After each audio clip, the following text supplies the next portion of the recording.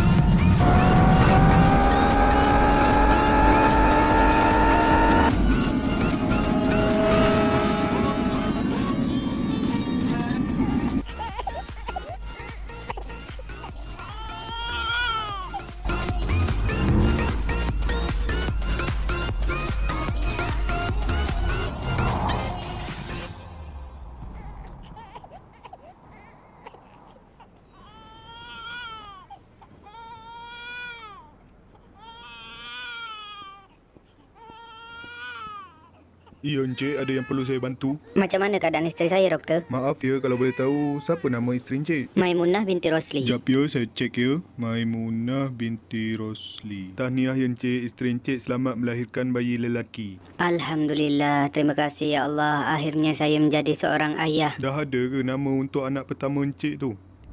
Abang, Ya sayang. boleh tak kalau sayang minta sesuatu ke abang? Mestilah boleh. Sayang kan isteri abang. Sayang cakap je sayang nak apa. Abang, boleh tak kalau nanti anak kita ni lahir, abang berhenti main kereta. Abang tak payah lagi nak lumba haram. Boleh tak? Itu je yang sayang nak dari abang. Tengoklah nanti macam mana sayang. Sebab nak tinggal benda ni bukan senang. Benda ni minat abang, hobi abang. Sayang pun kena faham. Iya, saya faham abang. Tapi sayang takut. Takut jadi apa-apa dengan abang. Kalau jadi apa-apa dengan abang, macam mana dengan anak kita? Macam mana dengan sayang? Doakan abang yang baik-baik. InsyaAllah dapat yang baik. Abang akan cuba slow-slow untuk tinggalkan minat abang ni. Terima kasih abang. Minta maaf ya kalau permintaan sayang ni terlalu berat untuk abang. Sayang tak perlu berterima kasih. Sepatutnya abang yang berterima kasih kat sayang. Sebab sayang ambil berat pasal abang. Jogging lu bosku. Penat. Abang, kalau anak kita ni lahir perempuan nanti, abang nak bagi nama apa? Abang nak letak nama Siti Aisyah. Kalau lelaki? Kalau lelaki, abang nak bagi nama Jamal.